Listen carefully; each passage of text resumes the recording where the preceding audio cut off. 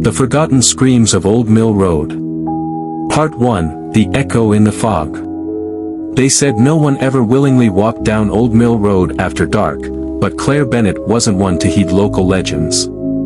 A budding journalist fresh out of college, she had come to the sleepy town of Black Hollow to chase stories. The tale of the abandoned mill, where dozens had vanished over decades, seemed like the perfect headline.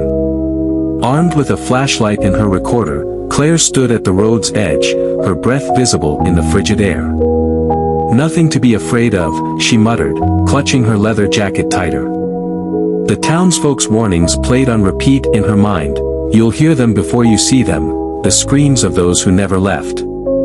She pressed forward, her boots crunching against gravel. The fog seemed alive, twisting and curling around her like ghostly fingers.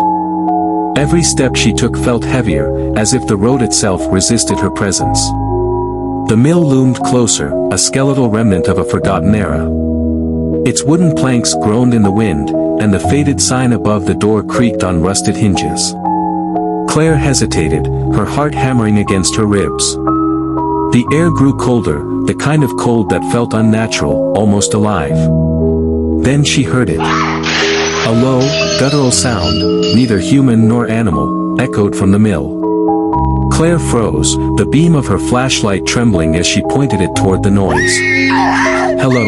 she called out, her voice betraying her nerves. Silence. Taking a deep breath, she stepped closer, pushing open the heavy wooden door. It creaked loudly, the sound reverberating through the cavernous space inside. The smell of damp wood and decay assaulted her senses.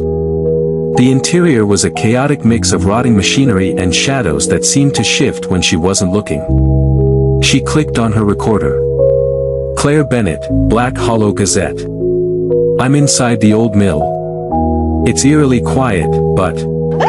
Her sentence was cut short by another scream, this one louder, more distinct. It was a woman's voice, filled with agony and despair, echoing from deep within the mill. Claire's flashlight flickered. She cursed under her breath, smacking it against her palm. When the light steadied, she noticed something that hadn't been there before, footprints in the dust. Bare footprints, leading further into the darkness. Swallowing her fear, Claire followed the trail, her recorder still running. Each step took her deeper into the mill, where the air felt heavier, almost oppressive. The screams came again, this time closer, sending a shiver down her spine. And then she saw it, a shadow, tall and distorted, standing at the edge of her light's reach. "Who's there?" she demanded, her voice trembling. The shadow didn't move. Instead, it tilted its head, as if studying her. And then, without warning, it rushed toward her, impossibly fast. The flashlight dropped from her hand, plunging her into darkness. All that remained was the sound of Claire's panicked breathing, and the deafening, otherworldly scream that followed.